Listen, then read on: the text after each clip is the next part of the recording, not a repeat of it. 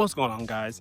Now, today we're talking about a game that came out about almost 5 years ago, and I really wasn't expecting to really be talking about this game on the channel, but because it just got re-released on the Nintendo Switch, I had to pick it up and talk about it with you guys, just to see how well that game actually runs. And the game I'm talking about here is Cyberpunk 2077. And I'm gonna tell you guys right now, I may have purchased the Ultimate Edition a few times, okay? Across different devices. I have it on my Xbox Series X to play it if I want to sit down on the couch or the recliners and relax there. I have it on the PC if I want to be able to play it at the highest graphical settings. Like, I'll show you guys right now. These are my PC settings that I have it set for. I like to really be able to activate things like that ray tracing and really see what the devs kind of envision Cyberpunk to be like. And the game looks really great graphically. But then on the other side, sometimes I just want to lay in the bed and play the game, and I have the GeForce Cloud that I would play it with, just streaming it over the internet. Well, when Nintendo came out and said that they were actually bringing Cyberpunk to the Switch, a lot of people were very curious how a game like this was going to be able to run on the Nintendo Switch, especially if you guys remember a few years ago when the game launched, there was a huge issue with the Xbox One and the PlayStation 4 version of the game. Even the PlayStation 5 version had issues, and they pulled it from the store until CD Projekt Red, got a lot of their issues fixed. Now, with all these years later, how does Cyberpunk run? There is a portable version like on the Steam Deck. Even with the Steam Deck, it still doesn't look the best, and it isn't totally optimized the best, at least in my opinion, for what I've noticed. How does it work on the Nintendo Switch? Now, this video is not really so much a review of the game. It's about the features and what you can do on the Switch version, how well it runs. And that's what we're going to talk about today. To get right into it, I have to say, this game runs surprisingly well. The Switch version actually looks better than the Steam Deck version from what I at least noticed. Now, just so you guys know, I've been playing this game in quality settings the entire time. The entire time I've played in quality settings, whether it's on the dock or whether it's in handheld, I just leave it in that mode, and it looks really good. Now, I did see people online trying to compare it to the PlayStation 5 as far as how close it is.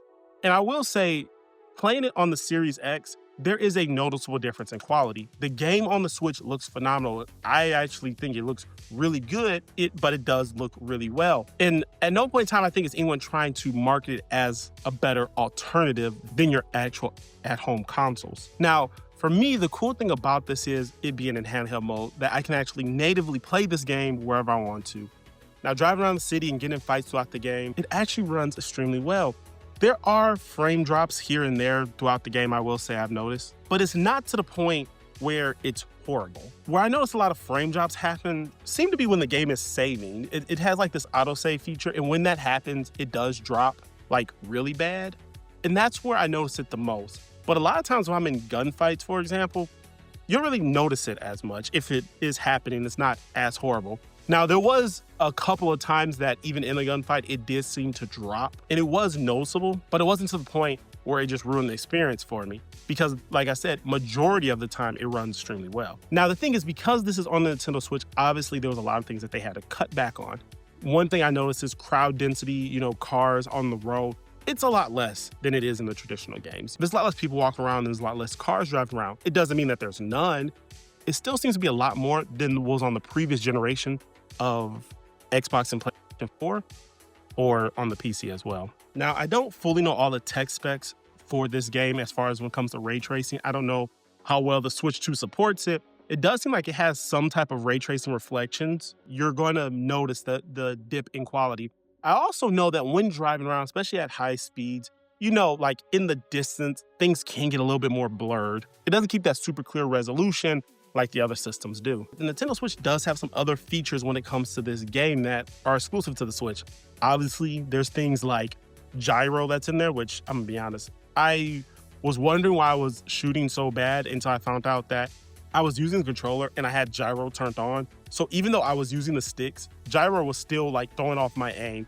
So in some of these gameplay clips, you're probably gonna see me missing horribly. That's because it took me a while to realize that Gyro was turned on. I was like, wow, why is my aim so bad? But that's the reason why. Outside of the Gyro, the other really cool thing is it has the Nintendo Switch's mouse support in there. Now, for those who don't know, this can actually act like a mouse and you can actually just roll it around. And this actually works as you aiming as if you were playing like an FPS on a computer.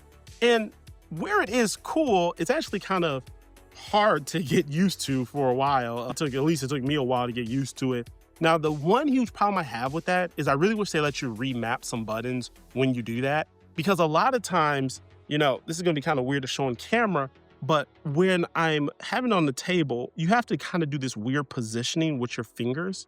And the Y button is down here. So I'm trying to move it like this and trying to remember which button is which to select things. I really would like to make it where the top button, like X, could be my selector or something like that. Again, it's not a huge deal, but it definitely took at least me some getting used to.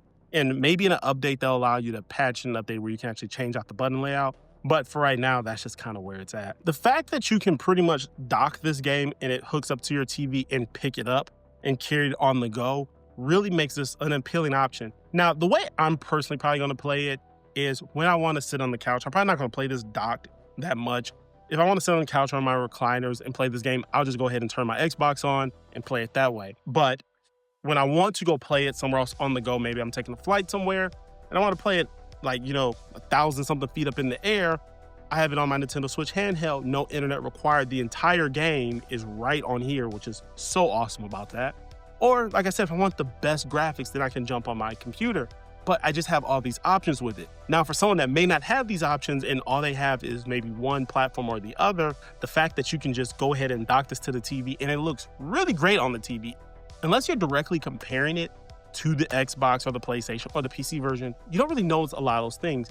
Facial animations throughout the game look great. The characters look great. The environments look really good regardless. The only reason why I bring up these other systems so much is because I personally play on them. And so there are things that I do notice as far as it comes to it graphically. But for the normal person that's not looking at it side by side or back and forth, you're not going to really see that type of problem. And so in reality, none of that stuff's going to bother the normal person. If this is the first time that you ever picked up Cyberpunk, this is probably a good platform to start and pick it up on. The one really cool thing is the reason why I can bounce between all these systems is because the game has relatively good cross progression. As long as you're logged into your account, I can literally bounce between all these different systems and everything transfers over. My look, my story, my weapons, all that. So that definitely makes it a lot easier. Honestly, I hope more games do things like that. At the end of the day, what does it matter? I have bought this game 3 times over at full price. Like, just let me transfer my data over at this point. This is a great option for people that just want to play Cyberpunk. Personally, more for on the go. I swear, I feel like this is great for someone that wants to play on the go. And the fact that docking it seems to be like an extra thing, an extra feature that you have. But for me personally, I bought this for the portability. I didn't buy it because I'm just like, oh, this is the best game ever or anything like that. I just bought it because I want to have the option to be able to play it wherever I want to be. Or for example, maybe my wife wants to watch something on the TV. Now, granted, we have a TV in every single room in this house, but if she wants to spend time and, she wants to watch like a documentary or something, and I'm sitting there and I'm like, oh, I want to play Cyberpunk or whatever, I have the option to be able to do that. But we can still enjoy each other's company. And that's the cool thing, because like I brought up earlier, I'm actually going to be traveling to a few different places soon. I have the option, whether it's on a road trip to play it in the car or whether it's on an airplane to play it up in the air. There's no restrictions to me being able to play this. So the fact that everything works well. Now, I will say, I'm still getting used to the Nintendo Switch when it comes to FPS games. The Joy-Cons, still not totally there yet. I do appreciate that Nintendo made the joysticks bigger, but it's gonna take me some time to get used to aiming with the Nintendo Switch, even with the gyro turned off. But for the most part, it is a really solid and fluid experience, and it is very similar to its other console counterparts. I feel that whether you have already purchased this game or you haven't purchased it, this is definitely a solid game to pick up and worth getting on the Nintendo Switch, surprisingly, because at the end of the day, it runs extremely well. And keep in mind, this is before they have done like a bunch of updates. When it comes to games like The Witcher, for example, when The Witcher came out on the Nintendo Switch originally, it ran pretty bad. From what I remember, there was a lot of people that was talking about how bad it ran. Whereas to now, The Witcher seems to run extremely well. And I'm sure that given time with the Switch being out on the market, CD Projekt Red is going to make this game even run even better. But that's just my thoughts. I know a lot of YouTubers are picking this game up, especially the physical edition. But did you guys pick it up? Are you interested in it? Or like, hey, you got the Steam Deck version. Are you sticking with that? Which again, this actually runs better. It's better optimized for this platform than it is on the Steam Deck, which is kind of crazy. The Steam Deck does cost more than Nintendo Switch, but yet this version seems to look and run more smoother, but it seems like it's because it was optimized just better. And let me know if you guys picked this up or if you're looking to pick it up. Anyways, I have more Switch content coming soon, so if you're interested in stuff like that, make sure to subscribe to the channel, and I will catch you all in the next video. See ya.